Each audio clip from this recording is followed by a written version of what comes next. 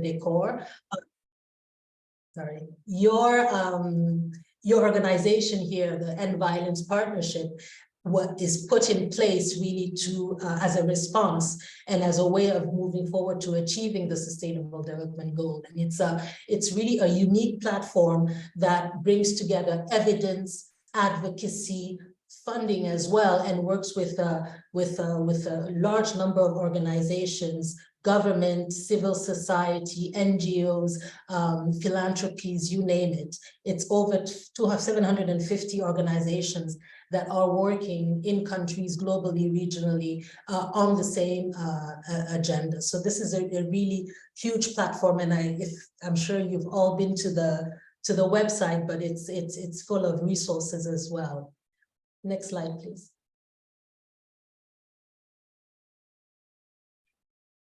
The tool that comes with the objective of eliminating all forms of violence against children is the Inspire tool that I'm sure many of you are very familiar with. It brings together a technical package on all the proven interventions that reduce or eliminate violence against children.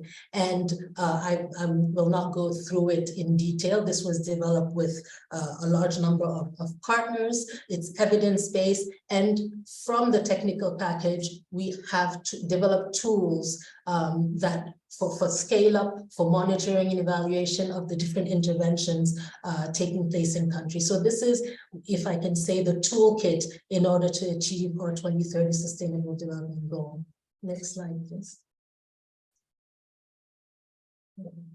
Now, Stella mentioned this. For WHO perspective, we have this World Health Assembly resolution in 2021 that really comes and reaffirms the commitment of WHO to ensure that ending violence against children is supported through health system strengthening. And as WHO, you know, our main partner in countries are the Ministry of Health, and we are here to support the countries strengthening their capacity at ministerial level in the health system to provide prevention and response. Of course, always working within a multi-sectorial framework and ensuring that all parties, all different sectors are involved, because this response cannot be solely one. Here we're talking about the health system, but I think it's clear for all of us that it goes beyond, it always goes beyond the health sector, just as it always goes beyond the social services sector. So it really has to be a collaborative work, and at WHO we really believe in this collaboration to improve outcomes. So we're fully dedicated to implementing the resolution recommendation, and doing so through capacity building, through documenting progress in countries, through facilitating knowledge exchange, and also reporting data being a very, very important factor for success. Next slide, please. So I hand over to my colleague here, yes. Britta. Yes, I'm here. Great. Thank you so much, Binta, and good afternoon, good morning to everybody. My name is Britta. I'm from PAHO, and it's a pleasure to be here with you. And I hope that we'll hear from you in the chat, as well as in the discussion later, on how you see these issues and these tools.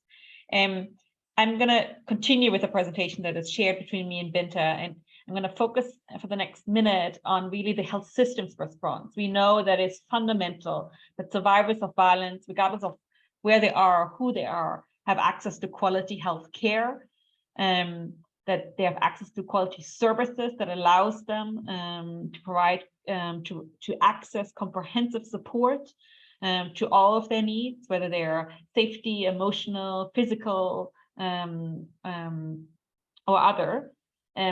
How do we do this in the health system? Well, one step is to develop evidence-based guidelines and protocols that guide the health system response, that outline what a quality response looks like. And for that purpose, WHO has developed 2 clinical guidelines that can be templates or guidance documents for countries as they develop national clinical and policy guidelines and protocols for the health system. I know, for example, that Jamaica does have a manual for child abuse and has recently developed a new one on GBV, which includes a chapter on violence against children. So these are really critical documents, critical milestones for strengthening the health system response. Beyond that, it's important that we develop clinical tools and manuals and handbooks. And this is why the photo that you see on the very right of the screen is a new source, the new resource by WHO, which is a clinical handbook for health workers that translates sort of the guidance into very practical steps of how health workers can, in their day-to-day work, respond to violence against children in all its forms. It includes content on different types of child maltreatment, includes content on sexual violence against children and adolescents. And it's a very practical tool to help health workers respond to survivors of violence. It can also be the basis for capacity building in the health system of health workers and other health providers. And WHO is actually working right now on new training materials that can, again, help advance this work that you're already doing in countries. And the links are on the screen. My screen, my links is, and, you know, just to give you some examples, I know there are a lot of photos on the screen and a lot of like small writing. These, when we talk about the health system response, it really is the first step, is the identification. If violence is not visible in the health system and health workers don't have the capacity to identify signs and symptoms of violence and take appropriate steps based on this, we will not be able to provide the survivors the care that they need. The second step is then, of course, to provide first-hand support. You might have heard of the acronym LIVES, L-I-V-E-S, that WHO uses to summarize first-hand support in 5 easy steps when it comes to children. We've added two additional letters, LIVE CC, to pay particular attention to the specific needs of children and adolescents and their caregivers. It includes guidance on how to manage post-rape care, including the timeliness required for example, HIV PEP treatment within 72 hours, or EC when applicable for girls. And it includes, of course, clear guidance on dealing with the mental health impacts that are faced by survivors, as well as onward referral for within the health system, but also outside the health system to other essential service providers, whether that is the police, the justice system, whether this is other types of social services or other types of informal support that might be needed by survivors. So this, I'm handing over to my colleague again, but I think this is a really critical step, the health system response, for a lot of countries to take forward. And I know they're good examples, at least in Jamaica, that I'm very familiar with, that I'm hoping you will be able to share. Thanks. Over to you, Binta.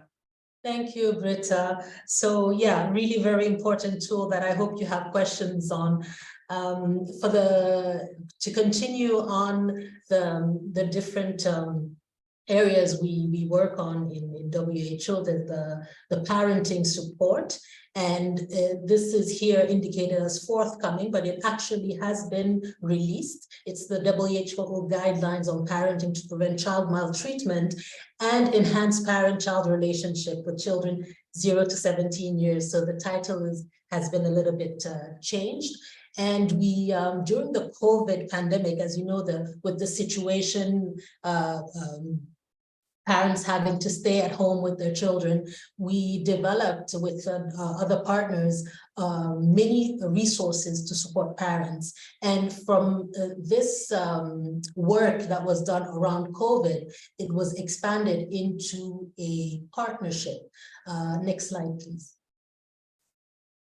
The parenting is around the global initiative to support parents and caregivers, the GISP.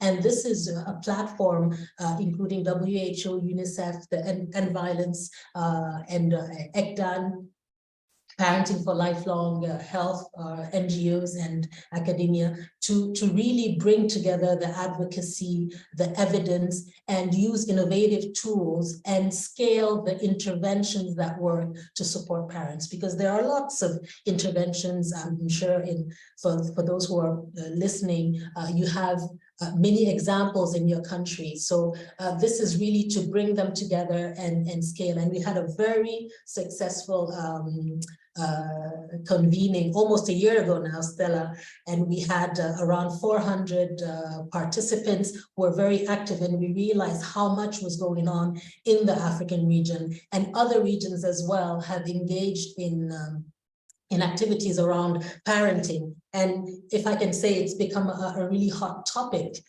parenting, where we know that all the benefits that we can get from here. And PAHO, as Britta exchanged with me last time, that there were expert meetings as well, and they're also mapping some parenting interventions in the PAHO region. Next, please. I think the next slide is for you, Britta. Yes.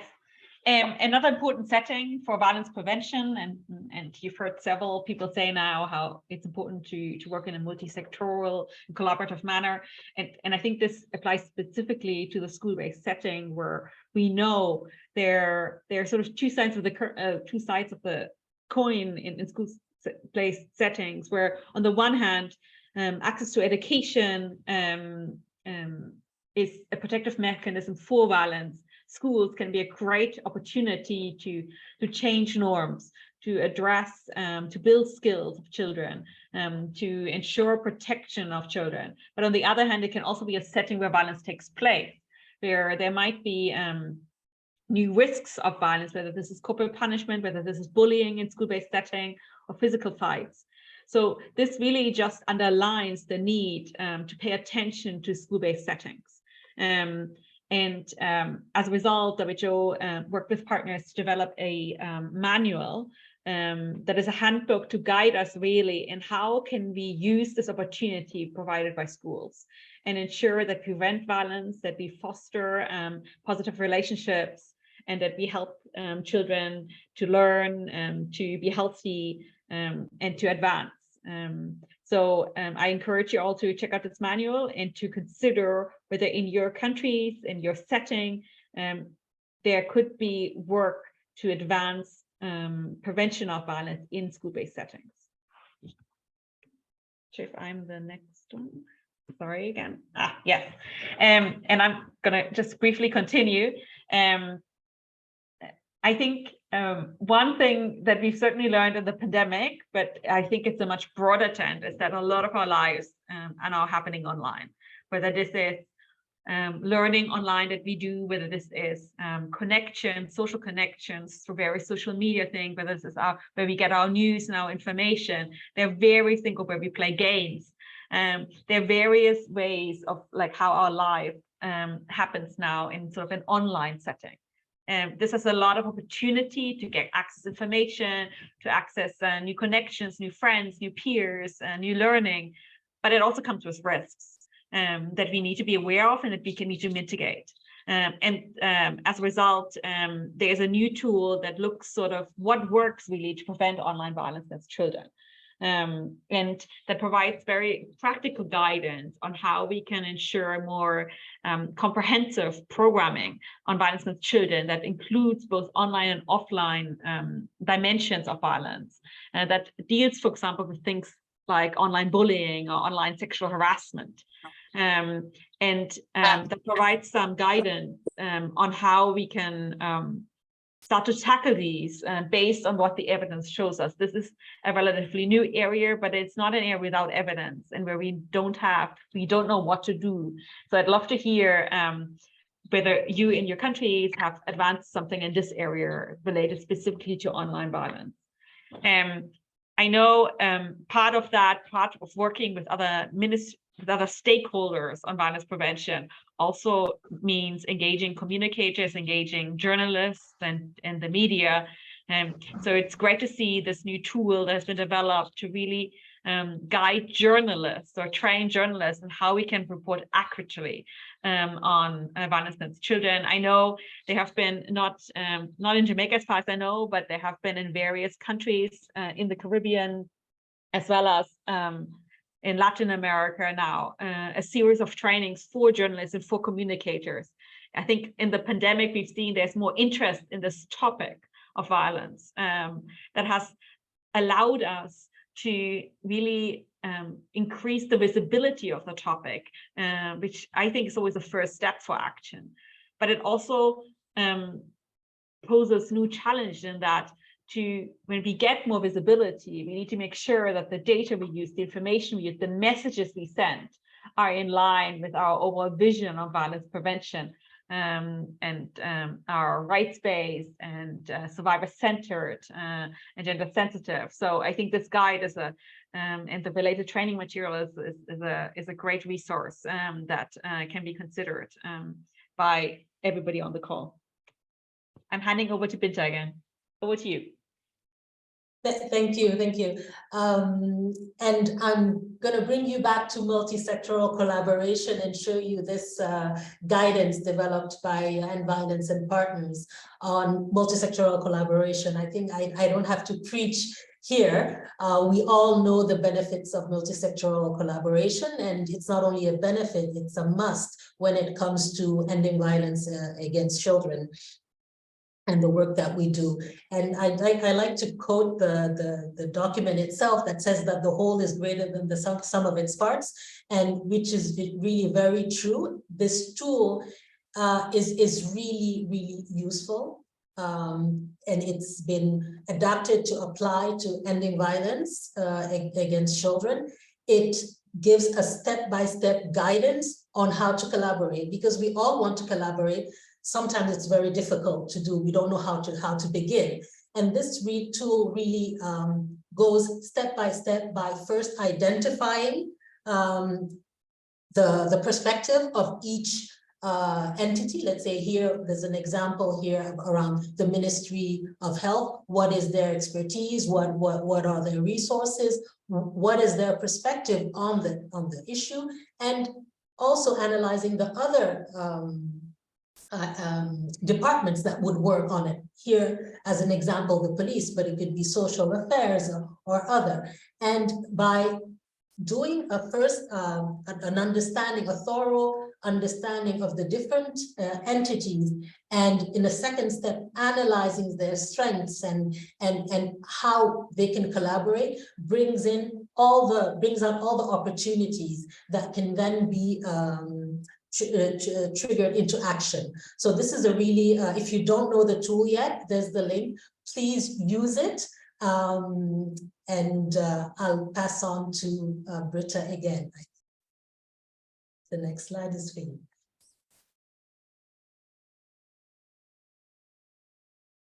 Yeah, I think I have only one more slide, but it is about data and information. We know that good policy, good action, good programming relies on good information. I'm sure I don't need to tell anyone this. In fact, I think one of the strengths of Inspire is that it's grounded in the evidence. We need evidence to guide us on how we can maximize our impact, how we can maximize the limited resources we are all facing.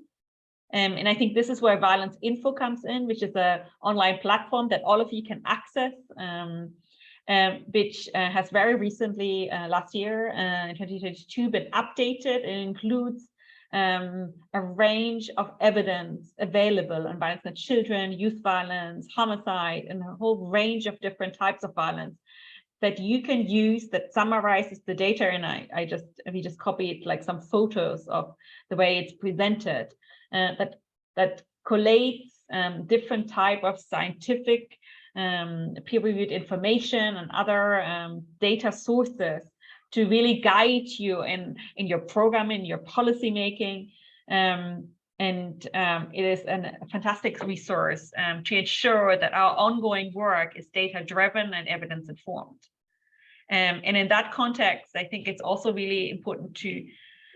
for you to be aware of if you're not already. I'm sure some of you have participated in the development of these reports, the global and regional status reports that have been developed both globally as well as for the African region, the one on the very left and the one on the right for the Americas, that are really a snapshot of how the region, how countries are doing towards the implementation of INSPIRE strategies and approaches.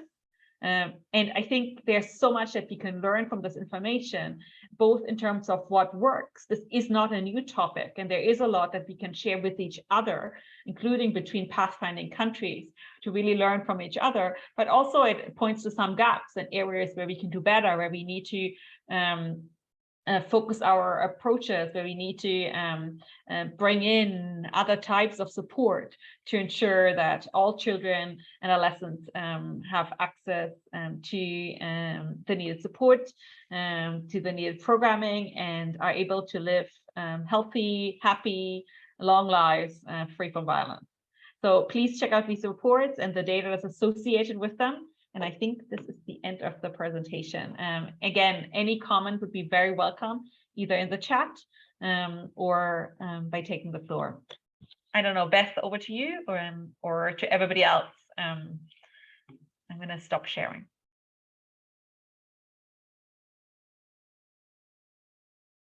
Thank you both so much. That was really fascinating, and it's so great to see the wealth of resources available, how far the work has progressed.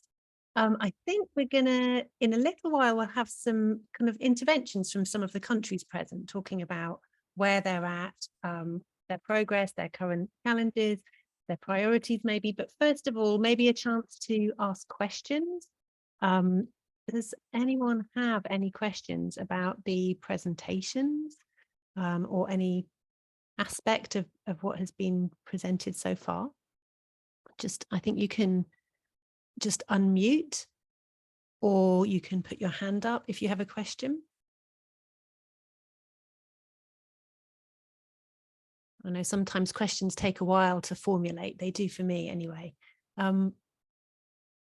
So if there are no immediate questions, should we maybe hear something from one of the countries that's present? Who would like to go first? Shall I pick on Zambia? Maybe Bridget or whoever might kind of say a bit about what's happening in Zambia. Thank you, Okay, Bridget. thank you very much. I was keeping my fingers crossed for you following the alphabet. Okay, thank you very much. And thank you very much to Britta and Binta for their presentation.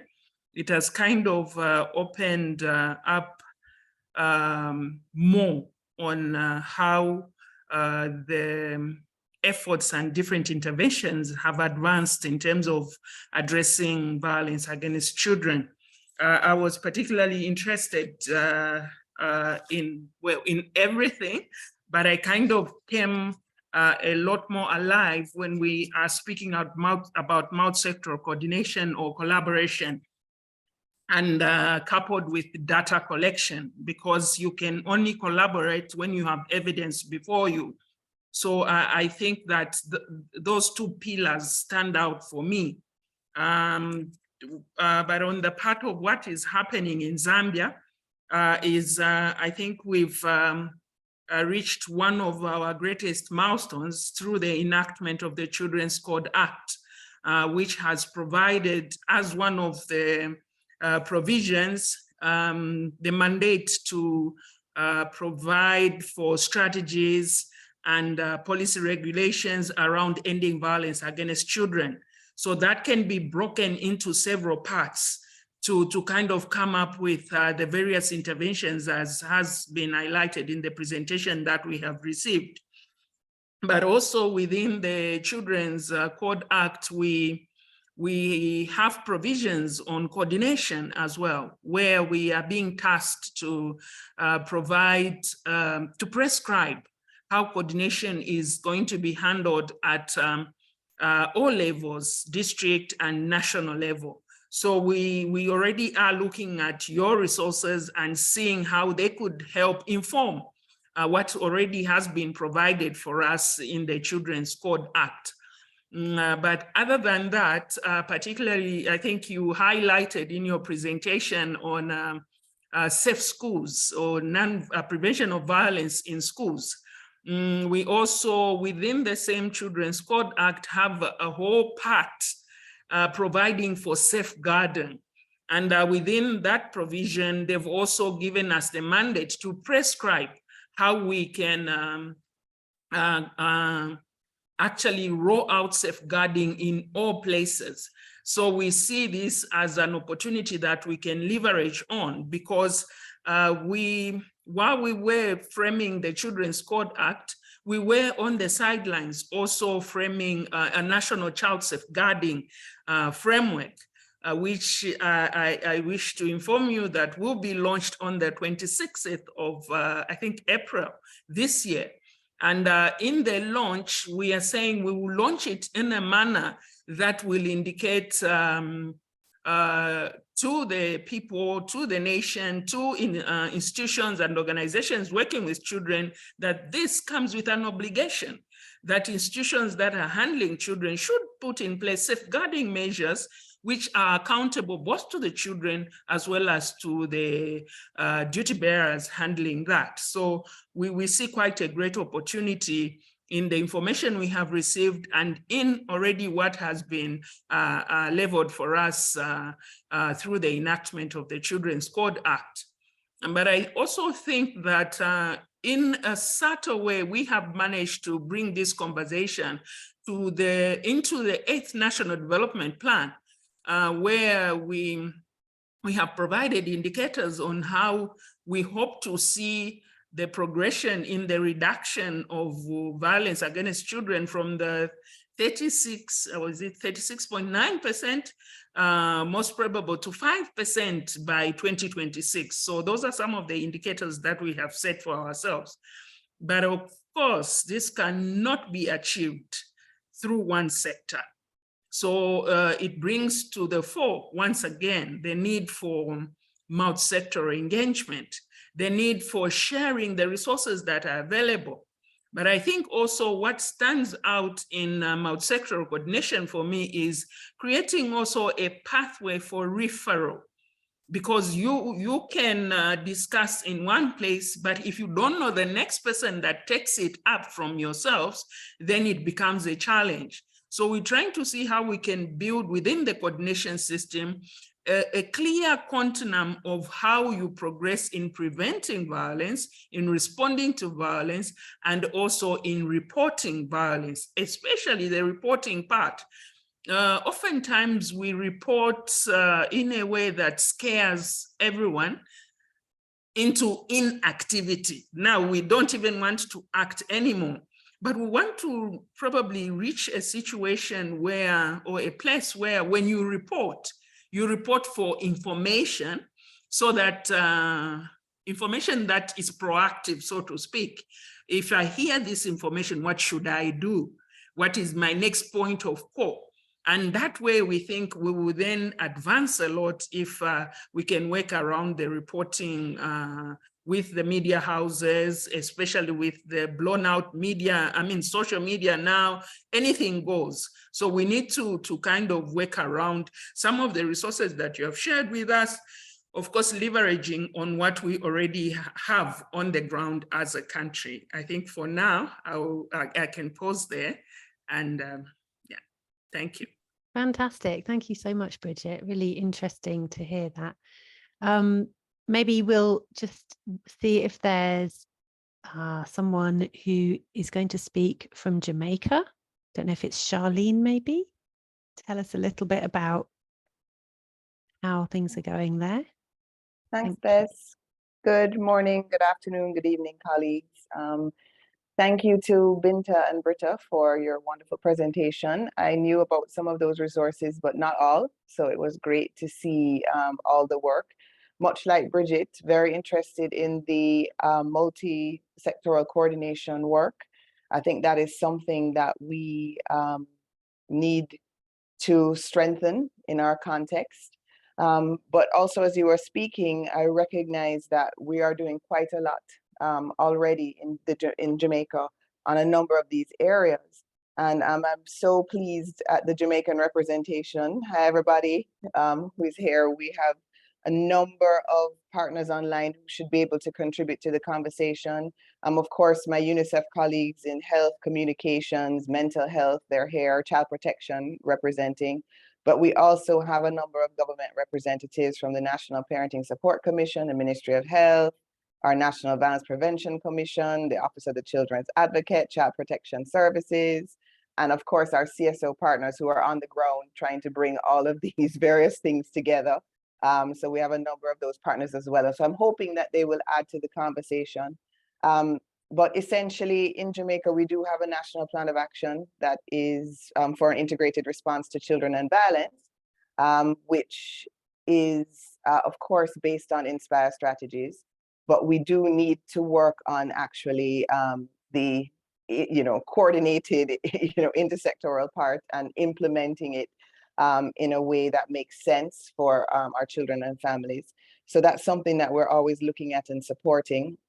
As it relates specifically to the health sector, we do have a number of initiatives that involve training our health sector workers to recognize and respond to violence. Of course, we have Joy here from the Ministry of Health. I don't know if she wants to jump in a little bit later to talk about some of this, but she specifically has responsibility for a teen hub where we are, it's a place, and we're actually in the process of expanding this teen hub where we look at how we can bring young people. It's a place that they can come to get a number of services, including information on sexual and reproductive health.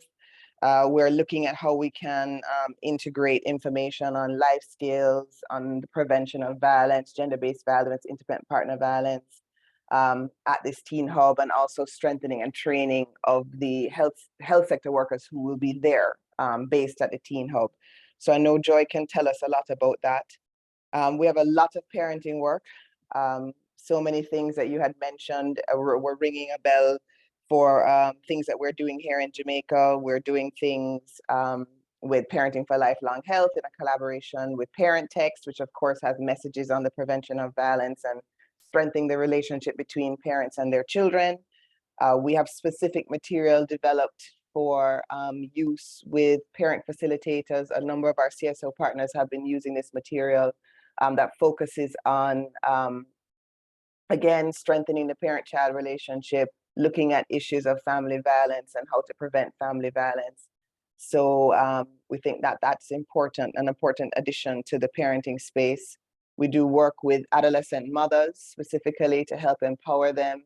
And again, a large part of that has to do with giving them alternatives to harsh discipline, helping them to build bridges and communication with their children, again, so that we can prevent violence against children in the home setting and just in general.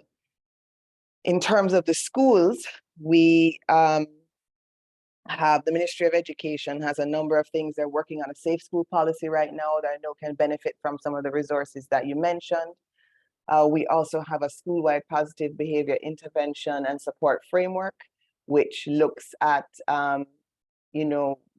building basically a more positive school environment, trying to identify some core values that can help make the school safer to prevent violence at school among peers, but just in general, to prevent violence in the school space, but also to get assistance and support for children who may be exposed to violence in their homes and communities or need some additional support and intervention.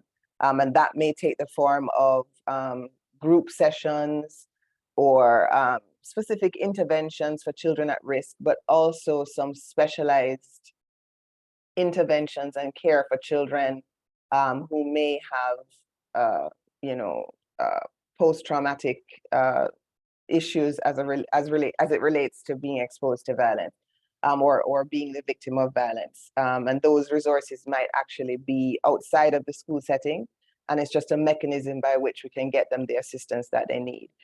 A number of our CSO partners work in communities, and they therefore interface with the schools in those communities, where it's volatile and there's high levels of violence, and there are a number of programs that have been taking place in the school setting to provide psychosocial support and assist those children and families. We are doing some online work. It's just starting up, but we have a national study, Jamaican Kids Online, which is looking at basically the experiences of Jamaican children and looking at risks and opportunities.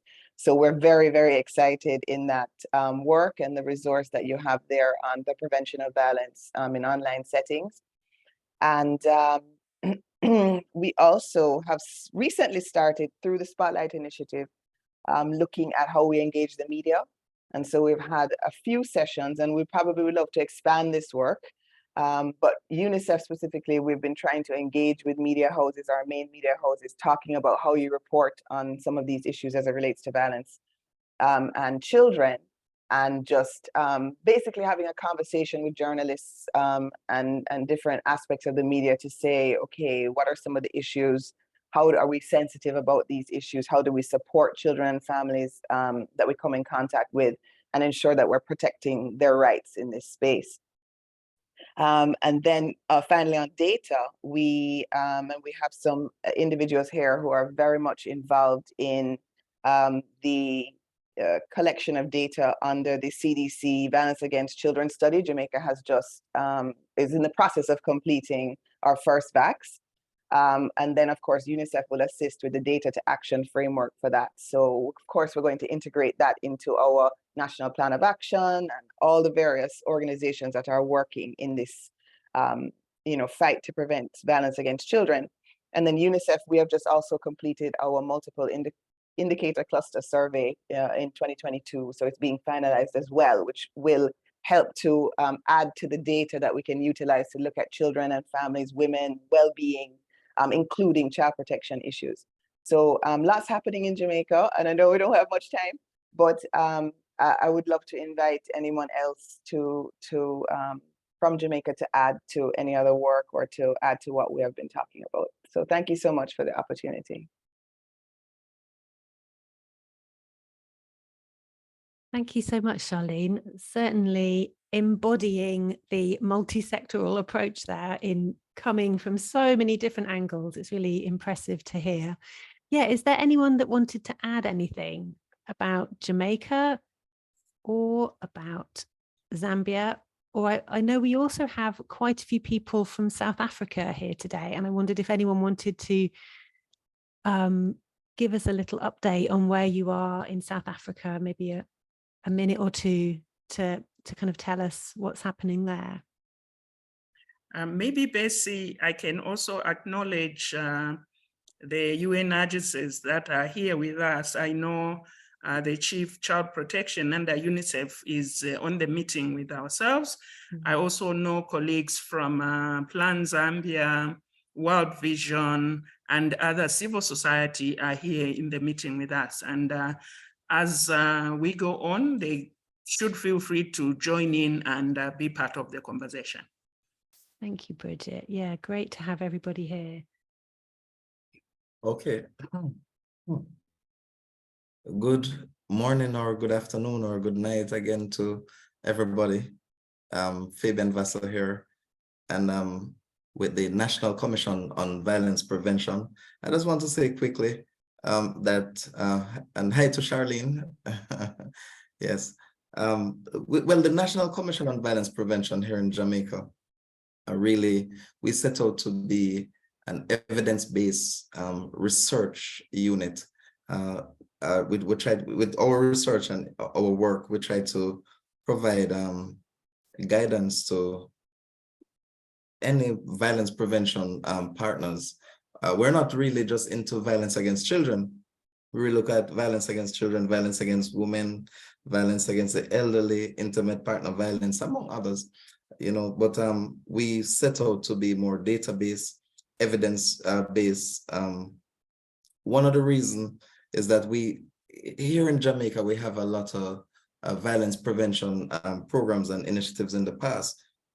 However, we're very cognizant that all of these initiatives actually work the way they were supposed to, they were meant to work.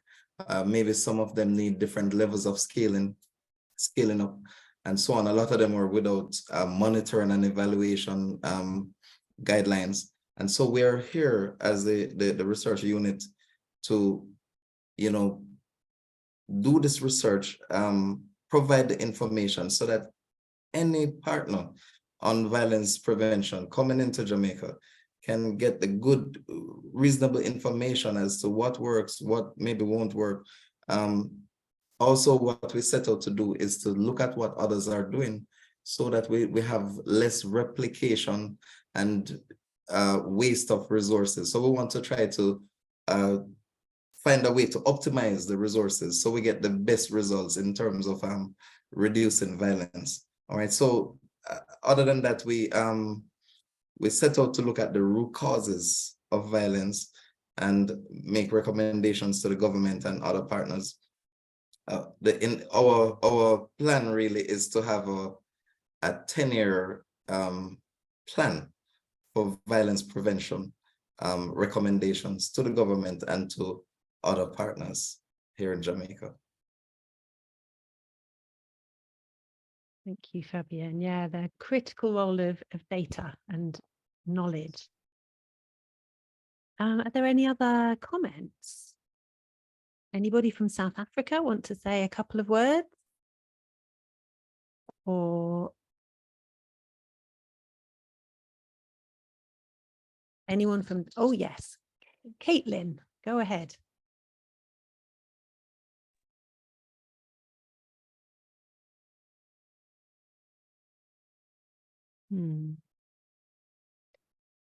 We can't hear you, but I can see that you're unmuted.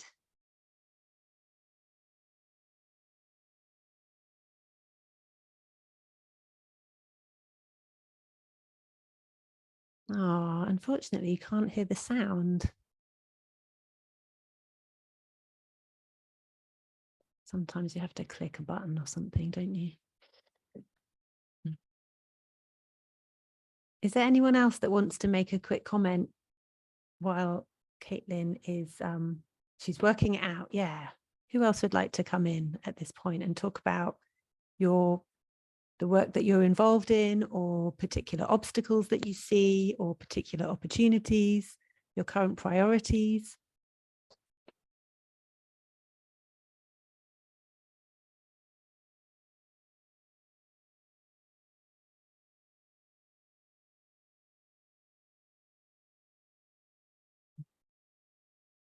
Or if Binta or Britta want to come back and make any comments on anything.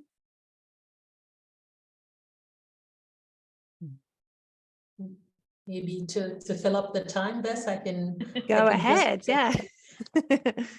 Sorry, just wanted to react on the multi-sectoral collaboration, because I do feel this is, and not only for this sector on, you know, ending violence overboard, health and social affairs, legal affairs are usually interconnected in many health issues and other issues.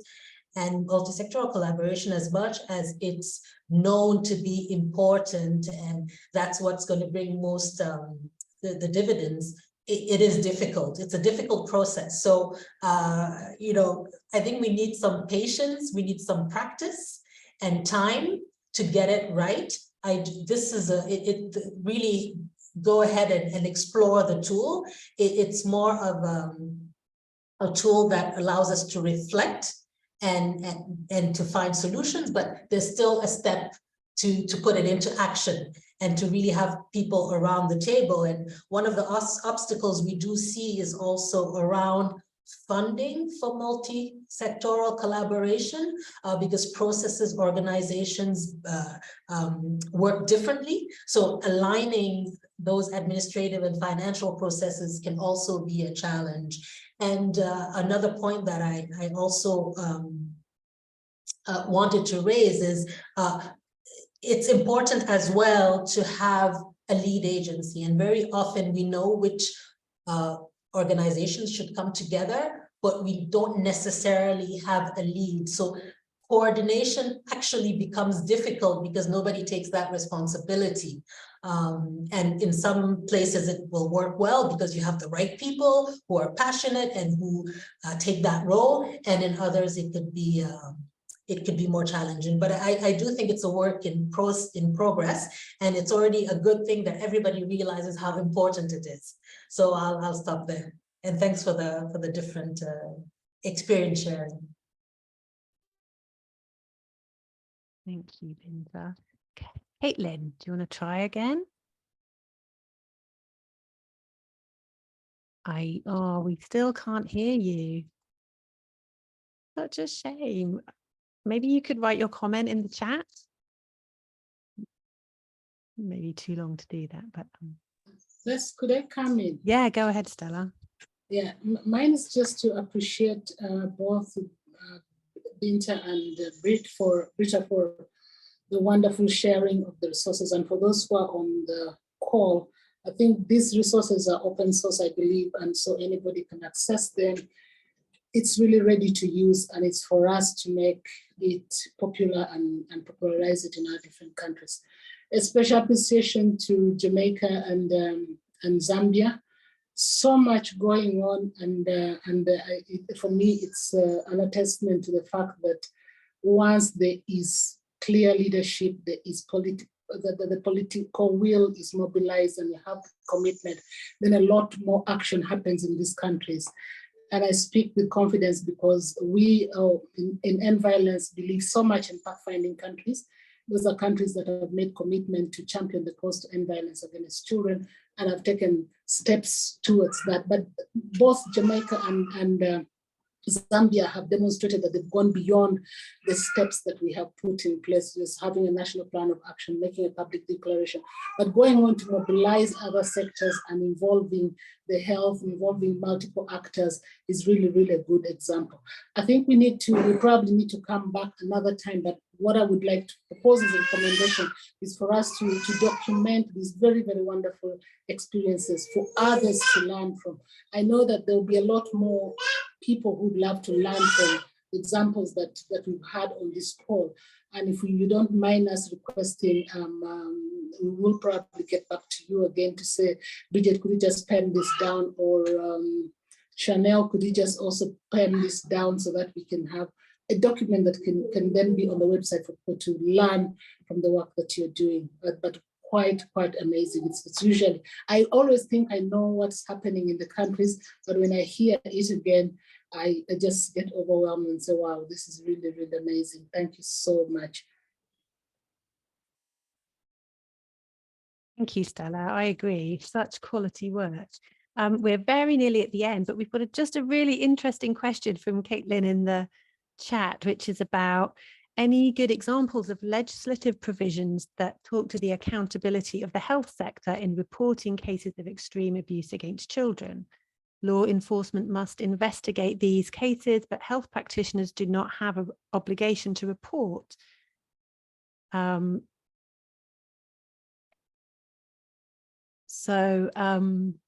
any thoughts on that?